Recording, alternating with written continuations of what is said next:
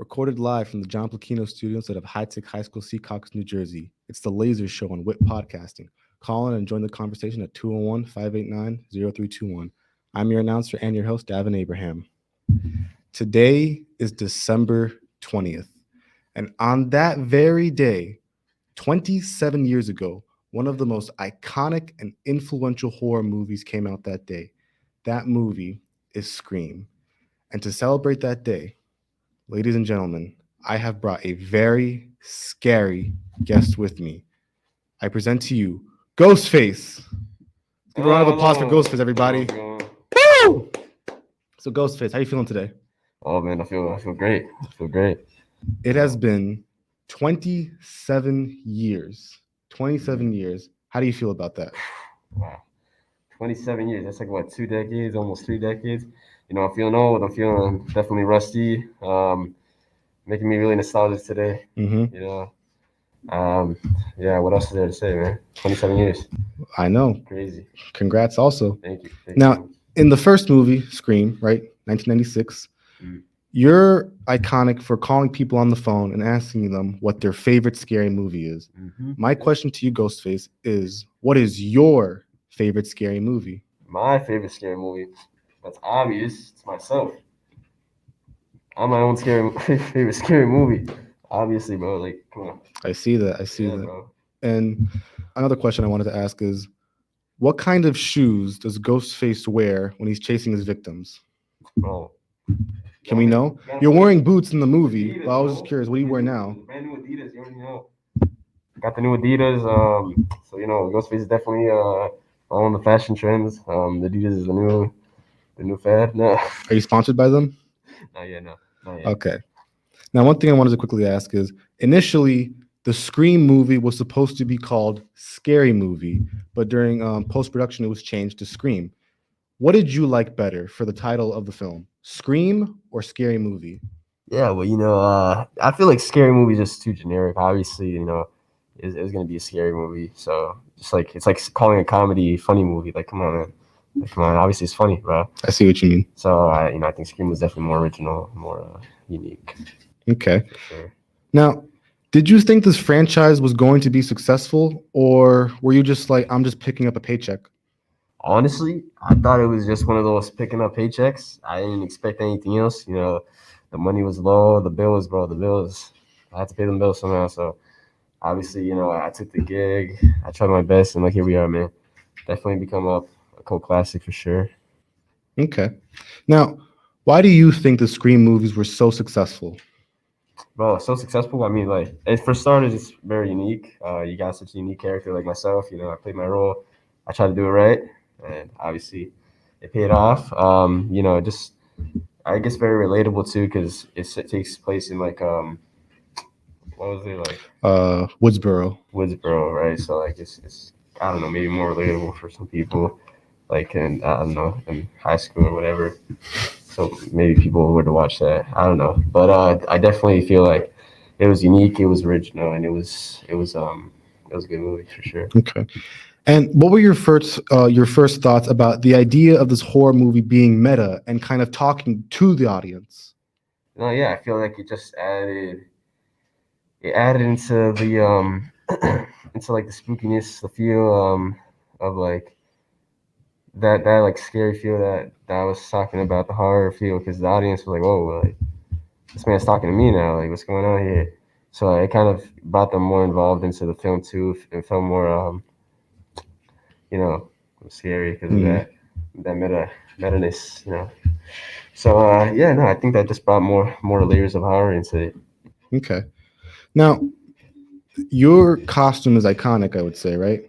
Yeah, I'd say Right. The film, right? The story wasn't also iconic, but your costume is also iconic, right? I feel like all horror movie villains need to be memorable. Yeah. So, you being a memorable character, I wanted to ask, what makes a horror movie villain memorable, right? Your costume is simple, but it's iconic. You're wearing a black robe, but a ghost mask, right? Now, Yeah. Jason Voorhees, he has a hockey mask. Freddy Krueger, he's got the stripes and the finger knives. Chucky is a murderous doll, but he's got orange hair. Leatherface, he has a chainsaw, but like a mask of human skin, right? Yeah. Now, you having an iconic costume, tell me, what do you think makes an iconic horror movie villain iconic? Well, honestly, for starters. The other ones, like obviously they're super scary in their own ways, like you said, like the Leatherface and the other people. It's unique, it's scary, it's brutal. It's definitely like something that's eye catching when you're watching a movie. As for my costume, obviously, if you compare it to the other people like Freddy Krueger and the other people, you said Leatherface and the other ones, it's more like it's more human, honestly, because it's just somebody wearing a mask. It makes you feel more vulnerable in the film. It could be that's the whole mystery aspect of when we watch the movies. The fact that it could be anybody. It's a mystery trying to figure out who it is. It makes you more. You just feel more vulnerable. As a character in the film, and I think that makes it more scary. Honestly, just the humanity aspect of it. Okay. So let me ask you this. What horror movie villain do you think you could beat in a fight? Oof, that's tough. Listen, all those other ones you need, those are tough. Those are tough contenders, man. Those are definitely tough ones. Bro, if I had to choose, I'd probably say Chucky or something. Honestly, Right. I would just like punt him like a football. Honestly, bro. If he was Um, here, would you fight him? Yo, honestly, bro, if he has beef with me and he insults me in some way, honestly, we're fighting, bro. Like gloves off. Like the gloves are coming off, bro. We beefing. All right. So, one thing I wanted to ask you, it's been 27 years, and I would say the horror genre, the stories we've created for the horror genre have changed, right? Yeah, yeah. Now, in Scream, one thing that was iconic was how they brought about the rules of a horror movie. Mm-hmm. Now, I wanted to go with you these rules and ask you, do you think these rules still apply to today's horror films and just Go for it, today man. and Go for it. horror in general? I'm here. So, ready. The first rule was don't answer the phone. The killer often contacts their victims over the phone, and answering it can lead to danger. Don't open the door. This is a precaution against the killer gaining access to the potential victim's location. Don't try to hide. The characters are advised not to hide from the killer, as it is usually futile in a horror movie. Everybody is a suspect. The idea is that anyone could be the killer, and trust should not be easily given. Don't drink or do drugs. Obviously. Characters who engage in substance use are more likely to become victims in horror movies. Never say, I'll be right back. This phrase is considered a jinx in horror movies, as characters who say it often meet a grim fate. Now tell me, which ones do you think just do not apply anymore? Is it don't answer the phone, don't open the door, don't try to hide, everybody is a suspect, don't drink or do drugs, and or never say I'll be right back? Well, obviously, don't drink and do drugs. Nobody should do that. Listen, bro. Like, come on. Of course, don't. Listen, Public bro. announcement right there. Obviously, like PSA, real quick. So what is like not to do? Like, Hmm.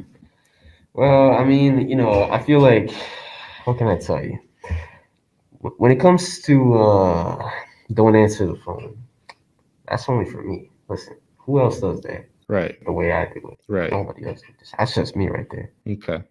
So I feel like if and even if it was me, I would still answer the phone because I prefer for people to answer the phone than to leave it going, man. Honestly, Okay. that triggers me even more, to be honest. So, Okay. so you better answer that phone. You better answer that phone. The film was iconic for phone calls. I agree Yeah, with for sure. that. Yeah, for sure. And the rest you believe still apply to horror movies Oh today. yeah, for sure. I mean, you definitely don't want to split up during a horror movie. That's always leads to bad things. Yeah, hiding. Don't the door. That's why I actually honestly loved Scream because the characters were more self-aware. They felt like they weren't idiots like in most horror movies where they're like, oh, you know what, let's split up, guys, and then goodbye, and then they just boom, that's it. They don't see them again.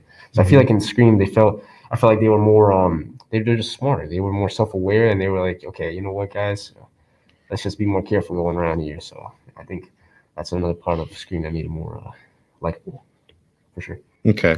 Now I have another question. Horror movie villains, right? None of them use guns, right? They all use sharp objects, right? Why do you think that is? I don't know. I don't know. I mean, honestly, I feel like honestly, when you think about those two, they're both like lethal weapons. So that's out of the picture. All right. Well, because in the new Scream trailer, the new for the new Scream movie, you're holding a shotgun.